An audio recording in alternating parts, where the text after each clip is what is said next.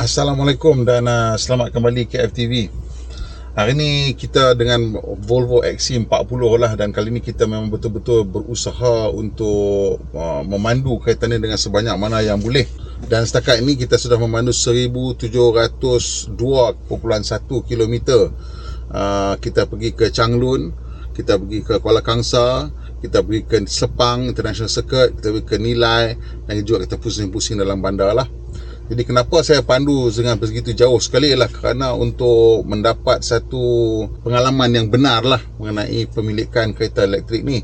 Jadi kita dah memandu dalam bandar, kita tahu perangai dan macam mana perjalanan jauh, macam mana kita nak merancang, mengecharge, pengalaman mengecharge, tunggu berapa lama dan sebagainya. Jadi untuk yang perjalanan kali ni, perjalanan paling jauh kita pergi ke Changlun lah. Kita bermula dengan state of charge 100% pada bateri, dan kemudian kita telah diberi satu plan mengecharge daripada kawan kita Encik Zuril Aziz. Dia ni pengurusi ataupun setiausaha My EV Owners Club, dan dia memang selalunya cekap lah dengan benda-benda macam ni.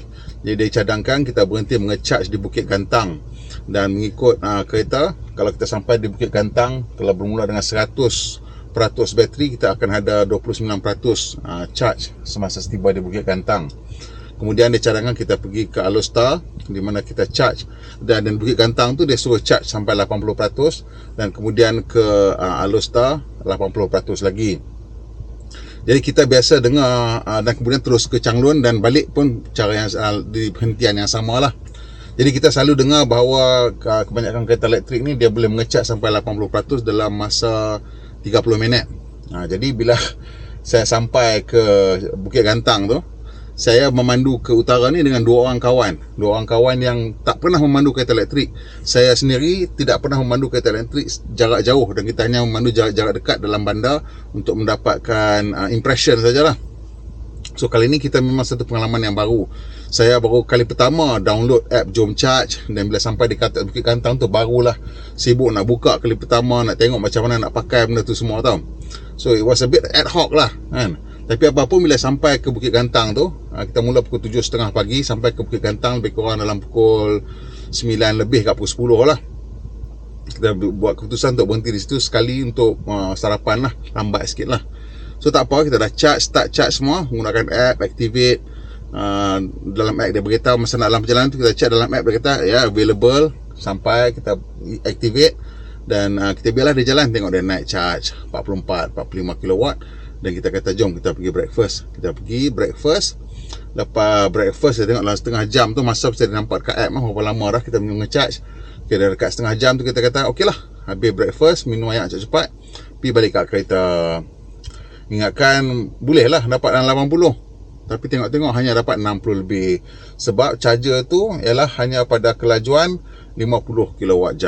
Jadi kalau betul lah juga, kalau kata dia boleh charge selama setengah jam, patutnya boleh dapat 25 kW sajalah kan. So dapatlah state of charge tu lebih kurang 60 lebih. So saya pun tak terfikir tu, jadi macam tu lah bila kita tak terfikir kan benda-benda macam tu kan. So tak apalah, so macam mana nak tunggu lagi ke apa nak gerak. Kita gerak kot, pasal ada seorang lagi kawan nak kena ambil ni di Sungai Dua. So kita pun cabut jalan. Bila dalam perjalanan tu kita gunakan map ni. Jadi kalau kat map ni kita boleh letak tau, sekarang ni kereta ni ada 56% state of charge dah. So kalau kata kita nak pergi ke Rawang, kita tekan search, dan kalau kita tengok ni nampak dia beritahu, kalau kita pergi ke Rawang, kita sampai Rawang kita ada 47%, dan kalau kita mai balik kita ada 39%. Maksudnya nak pergi Rawang makan dalam 6 hingga 9% lah kan, 10% lah lebih kurang kan, 6 hingga 9%. Dan kalau kita balik ni tengok 47, 39 dan 8% macam tu lah. So kita punch in Alostar lah, LBI Motors, tempat kita nak charge. So dia kata ada 9% kalau sampai sana. 9% sikit ke banyak, kita macam ngeri sikit lah. Pasal ni kita punya kali pertama, kita tak tahu kalau ada traffic jam ke apa, macam mana, apa akan berlaku. So apa yang berlaku, kita berhenti di Juru, di Abadi Motors. Kat situ ada 130 kW punya charger. Abadi Motors, LBI, Vision Motorsports dengan Nizra, ni semua Perkema punya charger yang kita pakai sepanjang penggunaan kereta ni. So sampai di Abadi Motors, kita charge sekejap je lah, nak bagi tambah 10 lagi. So dah bila tak sampai tu dekat ada 20% lagi lah dalam bateri. Charge tunggu dalam 15 minit, 20 minit, kita pun jalan pergi ambil kawan kita sampai di Abadi LBI Alostak. Memang dalam 20 lebih. Kita cucuk sana laju 60 kW. So dekat Abadi tu memang cucuk dapat, dia janji 30 dapat 30. Dekat LBI pun cucuk 60 dapat 60. Tunggu dalam 40 minit saya ingat. Dia naik sampai ke 60 lebih peratus kot. 60 lebih peratus. Kita pergi ke Changlun. Sampai Changlun, dah kenduri kahwin, mai balik. Dah sampai balik, kita charge balik dekat Abadi. Dekat LBI. Dekat yang itu kali kedua ni, charge kat LBI ni saya buat kesilapan lah. Di mana dekat kereta ni, kita boleh set charging limit. Saya pergi letak kat 80. Jadi bila sampai 80 dia berhenti charging. Padahal saya duduk situ lama juga, sembang-sembang dengan kawan-kawan, pergi tengok kereta-kereta yang ada dekat showroom, masuk tengok Tesla Model 3 dengan Model Y yang ada dalam showroom. Dan bila dah tengok tu semua meleka kan, sampai-sampai charger dah berhenti kat 80. Silap lah, patutnya kalau kita biar mungkin dapat 90 ke apa kan. Tapi tak apalah, kita pun balik, singgah lagi sekali di Caltex Bukit Kantang. Singgah di Caltex Bukit Kantang, tengok state of charge agak rendah lah, 30 lebih. So kita nak kena naik balik sampai ke dalam 70% at the very least lah. So kita kena pull up dia punya charger tu sampai 80% lah state of charge, baru rasa selesa lah kan. Saya rasa lama juga nak tunggu yang tu kali tu. Kita tengok ada sampai dalam 15% lebihan. Saya kata okey lah kot, kita tunggu, dah penat dah balik malam tu. Sepanjang perjalanan kita nak pergi ke Changlun ni, kita bawa lebih kurang dalam 120 km sejam lah. Saya bila saya memandu, kita gunakan cruise control 119 km sejam. Dan selebih itu kawan saya pandu pun lebih kurang itulah, duduk dalam lingkungan had laju lah, tak lebih daripada tu. Dan kita punya charging kadar penggunaan tenaga tu seperti yang dijangkakan oleh kereta ataupun lebih baik sikit. So masa balik daripada Bukit Kantang tu, saya kata macam mana. Kawan saya kata, masa tu kawan saya bawa, dia kata tak apa, kita bawa lag-lag lah. So kita bawa kontrol kali ni turun ke 110. Dan bila kita sampai di Kuala Lumpur, ada tambahan 9%. So tadi kita start dengan 15%, sampai jadi 25-26%, ada 9% tambahan. So maksudnya kalau kita kawal kita punya kelajuan, apa yang dicadangkan dekat situ memang boleh dicapai. Maksudnya kita tak risau lah, tak risau. Kalau yang dia kata kat situ ada cukup power, memang situ cukup power lah. Kemudian hari Ahad tu pula kita pergi ke Gazoo Racing sebab ada event lah, Toyota punya Gazoo Racing. Pergi kejap, cover, lepas tu pergi tunjuk kereta ni dekat pakcik saya di Nilai, dia nak tengok. Lepas bawa ni, saya punya kerja ni meracun lah. Semua kawan-kawan ni lah, semua kita meracun kerja tunjuk kereta elektrik kan. Jadi semua dah tengah-tengah lah. Okey, tak apa. Petang tu saya nak kena hantar anak saya balik ke Kuala Kangsar. Second road trip pula, charge lagi sekali sampai 95% dekat Nizra. Kemudian balik rumah, tanya sikit lagi. Kemudian bergerak ke Kuala Kangsar. So untuk pergi ke Kuala Kangsar memang tak cukup lah yang ini. So kalau tengok Kuala Kangsar, ke Kuala Kangsar tak cukup, -14. So memang memerlukan dalam 70 macam tu lah peratus bateri. Tapi malam tu kita ada 90 lebih. So sampai Kuala Kangsar nak balik macam mana? Nak balik ke Bukit Kantang jugalah, pasal kat situ je ada fast charger. So masuk balik highway pergi ke utara, pergi ke Bukit Kantang northbound, charge sampai dalam dekat 90% lah, 85-86% tu saya dah yakin boleh balik dah lah. Pasal malam tu pun boleh kan, sebelum tu pun boleh. Kita hanya memerlukan dalam 71%. So kita kata okey lah, kita gerak. Bila kita gerak tu, sampai je kat Kuala Kangsar balik, ada satu aksiden telah berlaku, jalan jam, langsung tak boleh bergerak. Bila dah tak boleh bergerak tu, saya tengok situ kan, dia tak turun pun banyak sangat. Saya ingat saya sangkut kat situ dalam 2 jam 2.5 jam kot. Sampai siap tidur, mengigau semua cukup kan. Ada lori sudah melintang, tutup jalan, motosikal pun kena patah balik. Nampak macam teruk juga kemalangan ni. Dah beberapa kereta polis pergi, dah sekurang-kurangnya 1 ambulans pergi. Kita doakan dipermudahkanlah urusan mereka-mereka yang terlibat tu. Sangkut traffic jam. Semua orang duk cakap kalau traffic jam takut makan bateri kan. So sekarang saya dah sangkut dalam traffic jam lebih kurang dalam setengah jam. Ni just lepas simpang Kuala Kangsar, ada aksiden macam kat depan tu. And so far kita still holding on to 84%. So hopefully tak lama lagi lah. Lepas 2 jam setengah tu, nampak ada kereta dah buat U-turn. Main balik. Abang polis selalu pun dia kata, kita cuba ni lah, cuba reverse. Lepas tu nampak je kereta U-turn. Betul abang kereta tu, dia kata, keluar, kalau boleh U-turn. Kereta kecil mana boleh U-turn. So kita pun okey lah, U-turn keluar balik. 2 jam setengah kita sangkut dalam traffic jam tu, turun 2%, mungkin 3% at the most lah. So basically turun dalam 1%, 1% per hour lah, which means 0.7 kilowatt, 700 watt dia makan sejam lah, dia punya aircon semua bagai apa semua.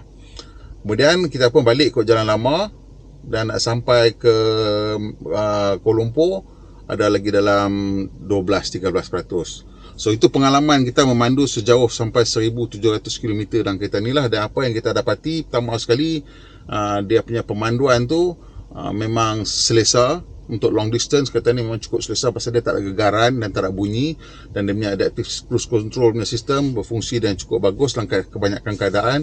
Jadi kita kurang stres. Dan juga disebabkan kereta ni dia punya center of gravity rendah, jadi kat selekoh ke, bila kita nak tukar lorong ke, kereta berasa stabil lah kan. Dia tak rasa gayat. Masa setengah-setengah SUV dia rasa gayat, ini dia tak gayat, dia tak roll banyak pasal dia punya center of gravity rendah. Bila atas highway kita corner-corner pun kereta tak rasa gayat. So selesa, seronok bawa, puas hati, tak ada komplain. Dia punya trip komputer, sistem komputer dia pun tepat. Maksudnya kalau dia kata mungkin sampai ada 14%, betul ya dah 14% ataupun lebih sikit. Sebenarnya dia sedikit konservatif.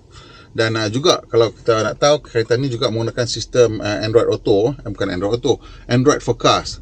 So ni tengok ni, that's why dia seamless. Dia boleh ambil maklumat daripada kereta untuk tunjuk dekat Google Map berapa charging, dan nak tunjukkan charging stop berbagai semua dia boleh atok kan dalam kereta ni, so whole thing. Dan juga kita dapati dia punya sistem ni tak adalah banyak sangat functionality. Kalau kita tengok di sini, ni home button, ini dia punya setting punya button lah. So home button ni kita ada map, macam tadi kita dah tengok kan, ni map. Kemudian biasalah phone, range assistant. Saya kalau bawa akan letak ni lah, range assistant. Kemudian saya biarkan map, ataupun kalau ni saya biarkan yang kosong ni, maksudnya dia akan tunjuk atas penanda arah untuk sistem navigasi. Kona kiri ke, simpang ni masuk kiri ke, macam tu lah. Juga kita boleh minta maklumat macam trip komputer ni lah kan. So itu pun berguna juga untuk kita tengok. Dan kalau kita tengok sini, kadar akun tenaga dia 21.5. Yang ni sekarang lah, ataupun last 5 minutes kot. So yang ni 21.5 tu bukan satu kadar penggunaan yang sangat-sangat best, tapi okey lah 21.5. Maksudnya kurang sikit pada 5 km lah untuk setiap kilowatt.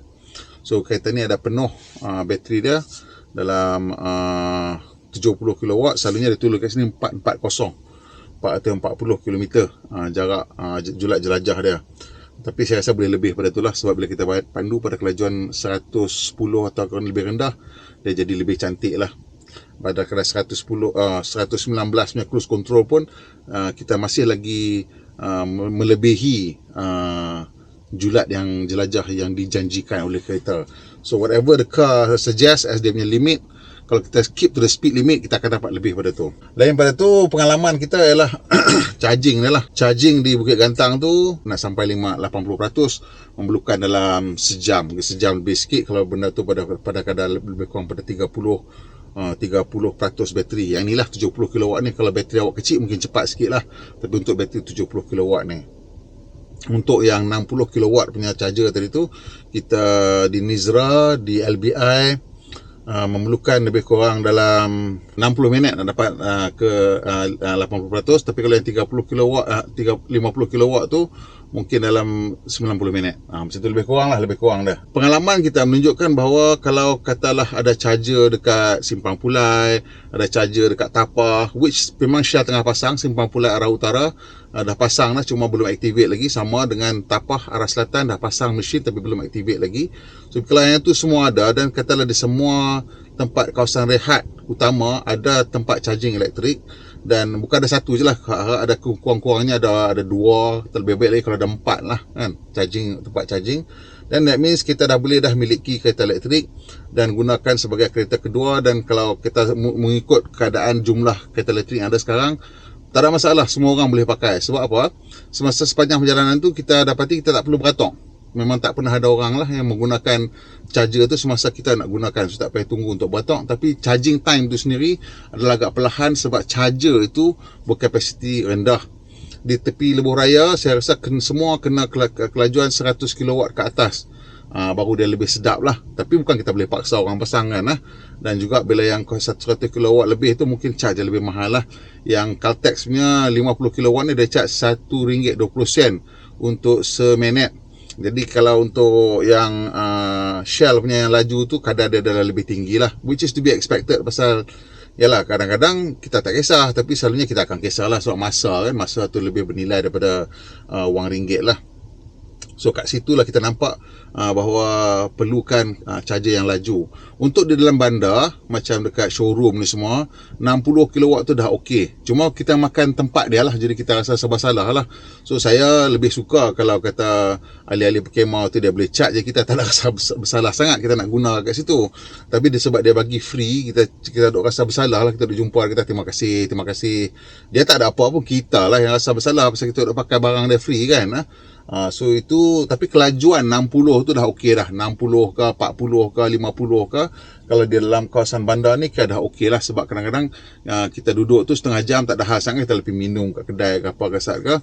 Dan selalunya bila kat dalam bandar tu, kalau kita nak gunakan dalam bandar lah, kita taklah memerlukan charge sampai 80% ke. Mungkin kita nak top up sikit ke untuk the rest of the day, pun dah okey dah charging kadar-kadar tu. Itulah pengalaman kita. Dan saya rasa dengan pengalaman yang saya ada ni, mungkin kawan-kawan bertanya adakah saya serik nak memiliki kereta elektrik sebab kena tunggu lama untuk charging. Saya rasa tak. Ini adalah kita punya first road trip dan saya sebenarnya lebih risau daripada tu lah. Kemungkinan ada tak sampai ke, bateri habis on the way ke, atau mula sampai untuk charging, ada kereta kita nak beratur lama ke, ataupun charger rosak ke. Semua tu tak berlaku. Semuanya elok dan semua kita boleh pakai, dipermudahkan. So, dalam keadaan macam tu saya rasa bila charger dah ada banyak sikit lagi lah di lebuh raya, katalah dah ada 5-6 titik charge belah arah utara, 5-6 titik charge arah selatan, dan dah tak ada masalah sangat lah. Kalau ada tiap-tiap 70-80 km ada tempat charge, dan kita tak nak risau sangat kan. Cuma sama ada benda tu boleh menjadi realiti atau tidak. Itulah sebab kenapa bila saya dengar bahawa perkhemah tengah cuba nak pasang 1000 pusat charge di seluruh Malaysia. Jadi saya rasa itu satu usaha yang patut disokong lah oleh semua pihak kan, bantu mereka untuk jadikan ini realiti, kerana ini sangat penting untuk mencetuskan minat ataupun keyakinan orang untuk menerima kereta elektrik sebagai kenderaan harian. Dan Volvo XC40 ni sendiri saya rasa bila dah pandu ni, saya rasa orang yang booking tu dia memang tak akan menyesal lah. Dan mereka-mereka yang tengah tunggu kereta nak dapat tu, bila dia dapat dia tak akan menyesal lah. Siapa yang nak juga tak dapat, kena tunggu tahun depan, itu akan rasa-rasa menyesal sedikit lah. Dan kereta ni sendiri sebenarnya pada pendapat saya, dia punya prestasi dia tu adalah sedikit overkill lah. Sebab this is essentially a family SUV. Dan dia punya prestasi dia macam SUV AMG daripada Mercedes ataupun M daripada BMW. Kalau macam AMG tu kena AMG 43 kan, baru dapat performance macam ni. So this is a bit of overkill, tapi buat masa sekarang di mana we are in the early adopter punya phase, fasa pemilik awal ni, dia memang nak spesifikasi yang cantik, nak yang terbaik lah kan. So memang itulah sebab kenapa yang ini dan yang spesifikasi ni ada sedikit overkill lah. Sama juga kita tengok macam Hyundai Ioniq yang 70 kW, Hyundai Kona 70 kW, ni semua a bit overkill lah. Tapi bateri tu saya rasa dah 50 kW tu dah okey dah, kalau charging dah banyak. Tapi untuk masa sekarang 70 kW ni dah memang cukup cantik. 420 km tu boleh cecah sampai ke Sungai Petani, saya rasa boleh sampai. So it's very doable lah as a Malaysian punya electric car punya range lah. Kalau nak pergi ke Pantai Timur, kita perlukan fast charger sikit lah, mungkin dekat Kuantan ke ataupun atas lebuh raya LPT tu lah. Mungkin ada satu ke pertengahan tu dan dah boleh pakai lah. Sana mungkin kurang sikit kereta kan, tak tahulah, mungkin nak tambah ke bila-bila ke itu. Tapi kira dah ada satu dalam separuh perjalanan, kata dekat Gambang ada satu, mungkin dekat Kuala Terengganu ada satu, dan bolehlah Pantai Timur dah boleh dijelajah oleh kereta elektrik.